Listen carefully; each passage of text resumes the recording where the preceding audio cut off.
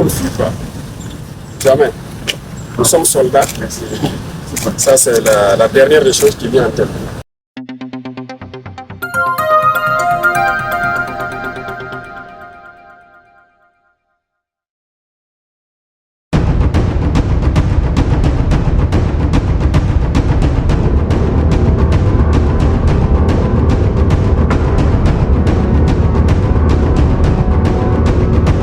Le capitaine Ibrahim Traoré donne de ses nouvelles et celles du pays. Ils veulent distraire les gens. C'est rien d'important. Nous, on ne fuit pas. Jamais. Nous sommes soldats. Ça, c'est la dernière des choses qui vient en tête. On ne recule pas, on n'abandonne pas. Et on ne s'agenouille devant personne. Donc ça, c'est notre mentalité comme ça. Ils se chatouillent eux-mêmes et qu'ils rient. Sinon, nous, on est là, on continue de travailler, on est avec vous chaque matin, on passe. Voilà. Mais on ne voulait pas venir pour les laisser continuer jusqu'à aller se noyer eux-mêmes. Je pense qu'ils se sont bien noyés maintenant. Toute l'Afrique a compris que ce sont des apatrides, ce sont des ennemis de la nation. Voilà, c'est une année absolument, nous sommes là, on travaille. La dernière semaine est l'une des plus riches en rumeurs sur les réseaux sociaux, mais aussi en allégations de la part de certains médias. Grogne dans les rangs, fuite du président du Faso vers une destination inconnue. Bref, autant de rififi qui ont alimenté une semaine durant les populations. Le chef de l'État, chef suprême des forces armées nationales, en un mot, le chef de guerre est bel et bien là. Ils sont payés par la DGSU, ils sont obligés de faire le travail qu'on les demande. Alors, ils ne sont pas libres en fait. Il y a beaucoup de médias là, ils ne vivent pas de la publicité ou je ne sais quoi. Hein. C'est faux, c'est des gens qui payent. Et vous donnez l'information comme ils veulent. Voilà, même malheureusement ici, il y en a, au Burkina, il y en a plein. Voilà, quand on le dit souvent, les gens disent qu'on attaque le journalisme. Il y en a.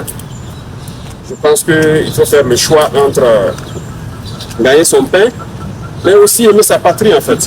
C'est vrai, eux ils se battent pour leur patrie. Hein. Tout ce qu'ils font, c'est à l'avantage de leur patrie, mais il faut se départir de ça.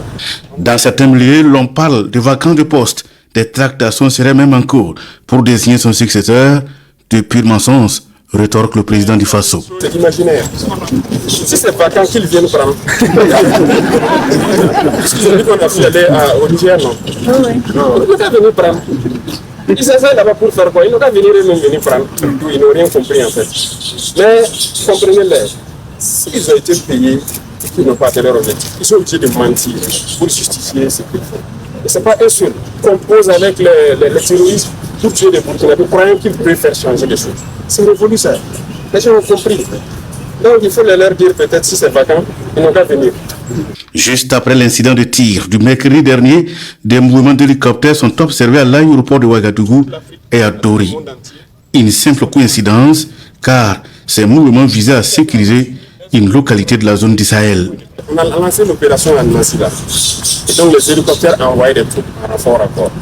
C'est juste ça. Donc ils ont décollé, ils sont allés à Dori, aller prendre donc, des éléments donc, du 9e guide, et avec des éléments de l'hygiène qu'ils ont pris ici à Ouagadougou, aller pour l'opération au niveau de Mansila. Donc on a aussi appris ça comme ça. L'acharnement là doit vous permettre de comprendre que quelque chose de bizarre quand même. Donc c'est faux. Les mouvements d'humeur c'est faux. Il n'y a rien. Et ça fait que hier ou c'est avant-hier là. L'état-major était obligé de communiquer. Mais nous ne voulions même pas qu'ils communiquent. Et c'est parce que les parents des soldats adorés, en France, les appliquent. On a appliqué ces petites filles qui voulaient mutiner ou pas. Les enfants disent, écoutez, ils sont en opération même. D'autres sont vers Manzila, d'autres sont vers Bani en opération. Et les parents les emmerdaient beaucoup. Donc ils ont demandé à ce que, est-ce que l'état-major peut communiquer vraiment pour qu'on arrête de les emmerder, de les laisser se concentrer sur leurs opérations. Vous voyez ce qu'ils font? Le président du Faso de rassurer ses concitoyens de l'intérieur et de l'extérieur, ainsi que les investisseurs. Le Burkina Faso avance sereinement pour sa souveraineté totale et pour son développement. L'un des objectifs, c'est de faire peur aux investisseurs. De dire que le Burkina est stable, le Burkina ne peut pas. Vous savez que le Burkina fait partie, depuis 2023, là, des 10 pays les plus attractifs en Afrique. Les investisseurs veulent venir au Burkina parce qu'ils voient de la vision. Ils voient que ce pays peut se développer avec ce qu'on nous sommes en train d'entreprendre. Donc il y a beaucoup de gens qui nous visitent, qui viennent pour investir au Burkina. Et quand ils font ça, ça fait peur aux investisseurs. C'est leur objectif, donc c'est dire à ceux de l'extérieur et d'autres investisseurs qui veulent venir au Burkina, c'est archi faux ce qu'ils racontent. Le Burkina est stable, ils peuvent venir, ils peuvent croire au Burkina. et tous ceux qui sont à l'extérieur, tous ces médias mensonges-là. C'est du fake qu'ils racontent. Voilà. C'est l'un de leurs objectifs. Ils ont un plan en tête, c'est sûr. Mais nous sommes aussi au courant. On les attend de pied ferme. Sa visite intervient une semaine après l'incident de tir qui a atterri à cet endroit précis dans la cour de la télévision nationale du Burkina. Et cette visite se veut une tribune pour réconforter le moral du personnel.